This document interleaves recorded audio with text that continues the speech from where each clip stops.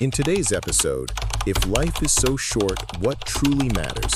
The shocking truth you're ignoring. We'll explore ways to bring more clarity, calm, and mindfulness into your day. If you enjoy this video, don't forget to give it a thumbs up and hit that subscribe button so you won't miss any of the inspiring stories and wisdom we'll share next. Have you ever noticed how quickly time slips away? One moment you're here, breathing in, and before you even realize it, that breath is already gone. Life moves so fast that we rarely pause to see it happening. And yet, everything we hold close, our youth, our relationships, even the way we see ourselves, slowly changes with every passing day. Fame fades, wealth shifts, our bodies age. Nothing, absolutely nothing, stays the same. The Buddha called this truth anicca, impermanence. It's the universal law that all things, big or small, are constantly changing. From the smallest speck of dust floating in sunlight to the stars burning millions of miles away, everything is in motion, rising and falling. And yet, most of us live as if things will last forever. We cling to our plans, our possessions, even our sense of identity, hoping to hold on to what we love. But that very clinging is what creates suffering, because life, by its nature, refuses to stand still. This isn't just a Buddhist idea. Ancient Stoic philosophers also reminded us of this truth, urging us to live each day as if it were our last, not with fear, but with intention. But here's where Buddhism takes it deeper. It doesn't just ask us to accept change, it invites us to transform how we see it. What if impermanence wasn't something to fear, but something that could set us free? So let me ask you, if today were your last day, what would truly matter? Would you still worry about the small things that upset you yesterday? Or would you focus on the people you love, the moments that make your heart feel alive? Life is short, yes, but maybe that's not a tragedy. Maybe it's an invitation to live fully, to stop waiting for some day, and to realize that this moment, right now, is the only one we ever really have. Have you ever stopped to ask yourself, who am I, really? Most of us never do. We're too busy chasing recognition, approval, and the next big thing that will finally make us feel like we're enough. We shape our lives around being noticed, carefully curating how we look, what we post online, even the way we speak. Deep down, though, so many of us feel exhausted. And maybe that's because the person we're working so hard to be might not even be real. The Buddha taught that this self we cling to so tightly is not a solid thing. It's a collection of parts constantly changing, known as the 5 aggregates: the body, our feelings, perceptions, mental habits, and consciousness. Think about it. Your body today isn't the same as it was 10 years ago. Your emotions shift daily. Even your thoughts and memories change over time. None of these parts are fixed, and none of them truly belong to us. This means the ego, the story we tell ourselves about who we are, isn't a permanent soul or essence. It's a process, a stream of experiences held together by memory and fear, shaped by desire and expectation. Modern psychology echoes this idea too. Thinkers like Carl Jung and many others describe the self as a mask we wear, a necessary one, but not the full truth of who we are. And here's where it gets interesting. When you see this for yourself, not just as an idea, but as a lived experience, it changes everything. Imagine the weight lifted off your shoulders when you realize you don't have to keep defending this image of me anymore. You don't need to constantly prove your worth, win every argument, or fear being forgotten. The truth is, the one who's been struggling so hard to be somebody was never the real you. Beneath all the stories, there's a deeper presence, a quiet awareness that doesn't need validation. And when you finally see that, life feels lighter. You're free to live, to love, and to be without the constant pressure to become. Have you ever noticed how much of our stress comes from wanting life to be different than it is? We want more money, a better body, a perfect relationship, or maybe just for the pain to stop. But here's the truth the Buddha saw so clearly. Suffering doesn't just come from what we don't have, it comes from craving itself. This craving, called tanha in Buddhism, is a restless hunger to hold on to what we can never truly keep. It's not just about material things. We cling to our identity, our achievements, even the hope that one day we'll escape our struggles entirely. And every time reality doesn't match those desires, we suffer. Think about it. How often do we tell ourselves, "I'll finally be happy when"? Maybe when we buy that house, get that promotion, or meet the right person. But once we get it, that satisfaction fades, and we're back to chasing the next thing. It's like drinking salt water to quench your thirst. The more you drink, the thirstier you become. Even ancient skeptics questioned whether we truly own or control anything in life. But instead of leaving us in doubt, Buddhism gives a clear path forward. Let go. Now, letting go doesn't mean becoming cold or indifferent. It's not about renouncing joy or avoiding love. True letting go is wisdom in action. It's seeing reality as it is and realizing that clinging is what makes us miserable. Compare this to hedonism, which says chase pleasure to find happiness. But we've all felt it, haven't we? The high of pleasure never lasts. Buddhism flips that script entirely, showing us that real peace isn't about feeding the self, but freeing it. When we let go, something shifts inside us. We don't become empty, we become spacious.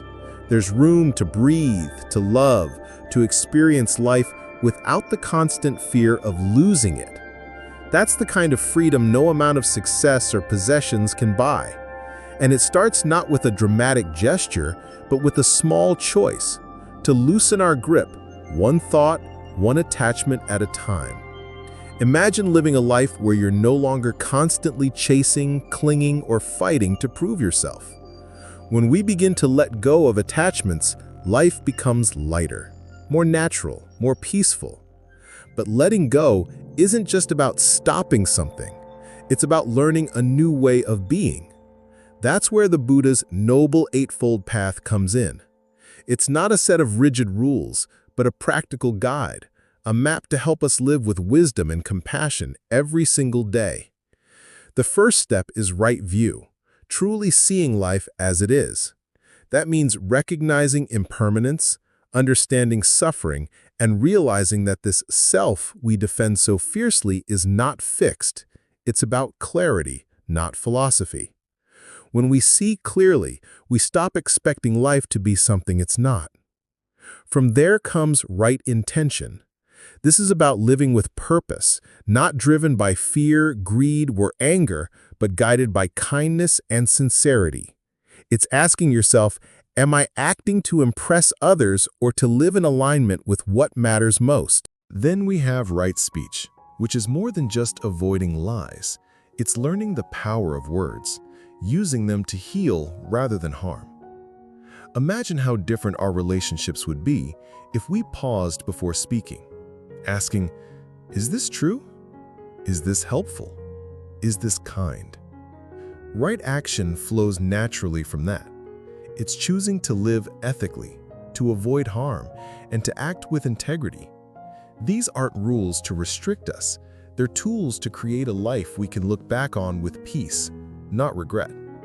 Next is right livelihood. How we earn a living matters. Are we creating suffering for others or contributing something good to the world? This step reminds us that true success isn't just measured by money, but by the impact we leave behind. Right effort is about training the mind, not with force, but with care. It's like tending a garden, pulling weeds of negativity, while nurturing seeds of patience, compassion, and resilience. Then we come to right mindfulness, the heart of the path, staying present, paying attention to life as it unfolds without judgment. And finally, right concentration teaches us to rest the mind, to find calm and focus in a noisy world. When practiced together, these 8 steps create a balanced, powerful way to live. They free us from fear, from ego-driven living, and from the chaos of constantly chasing happiness. The path isn't about perfection. It's about walking each step with awareness. One breath, one choice, one moment at a time. What do we really want out of life? Most of us would say happiness. But look closely. So much of what we call happiness is fragile. Wealth can disappear overnight. Fame fades. Even the deepest joys are temporary because everything in life is changing. The Buddha pointed us toward a freedom that runs deeper than pleasure, success, or security. Nibbana, a state of awakening where the cycle of suffering is broken. Nibbana isn't some distant heaven or reward after death. It's a profound inner peace, available in this very life. It's the state of being free from the relentless forces of birth, aging, sickness, and death, not because we escape them physically, but because our mind is no longer bound by fear and craving. It's like stepping off a spinning wheel you didn't even realize you were trapped on. To reach Nibbana, we must understand and let go of the 3 poisons: greed, hatred, and delusion. These poisons fuel all suffering, whether it's our personal struggles or global conflicts. Imagine what your life would feel like without that endless grasping for more, without carrying grudges, and without the fog of misunderstanding yourself and others. But here's the key. Awakening isn't about rejecting desire entirely. It's about not being enslaved by it. Desire becomes suffering only when we cling to it, when we expect it to give us lasting fulfillment. Nibbana is about freedom, not suppression. It's about standing in the middle of life's storms with a mind as clear as the sky above them. This path requires a deep balance of wisdom and compassion. Wisdom is seeing reality as it truly is. Everything changes, nothing is permanent, and there's no fixed self to defend. Compassion is letting that wisdom soften your heart, caring not only for your own peace, but for the well-being of all living beings. One powerful Buddhist practice is reflecting on death, not as a dark thought, but as a wake-up call. Remembering that life is brief makes each moment precious. It nudges us to ask, if my time is limited, what truly matters? Nibbana isn't just for monks in distant monasteries. It's for anyone willing to live with clarity, kindness, and courage. It's the ultimate freedom, the kind that no circumstance, no loss, no fear can ever take away. At the heart of Buddhism lies a simple yet radical truth. Our liberation doesn't come from somewhere else, it comes from within. This path isn't about waiting for salvation from above or searching for meaning in faraway places. Instead, it's about transforming the mind, right here, right now. Think about it. So many philosophies, like existentialism, explored life's lack of inherent meaning, but often leave us feeling ungrounded, adrift in a vast, indifferent universe. Buddhism, however, takes a different approach. It acknowledges life's impermanence and uncertainty, but instead of despair, it offers transcendence. It says, yes, life is fleeting, but within that fleetingness lies the key to freedom. Our time here is short. None of us know how many breaths we have left, but it's enough. It's enough to wake up, to practice mindfulness, to let go of the fears and attachments that keep us trapped. Buddhism teaches us to live fully in this very moment, not by clinging to it, but by savoring it, knowing it won't last forever. So, What does this look like in daily life? It's learning to release the things you cannot hold. Youth, possessions, the opinions of others. It's turning your energy inward to cultivate wisdom and compassion. Imagine the ripple effect if each of us met the world not with anger or fear, but with understanding and care. The world itself would begin to change. And here's the beautiful paradox. The goal isn't immortality, it isn't escaping death or building a life so secure that nothing can touch us. The true goal is freedom. Freedom from suffering, from ego-driven living, from the endless chase for what never lasts. This freedom isn't a distant promise. It starts right now, in the way you choose to live this moment. Every breath you take is an opportunity to awaken. Every challenge is a chance to grow, and every fleeting day is an invitation to live not just longer, but wiser, fuller, and freer. That's the heart of this path.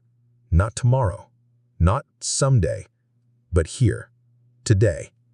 If this message resonated with you, take a deep breath, pause for a moment, and share your thoughts below. Don't forget to like and subscribe to explore more wisdom together.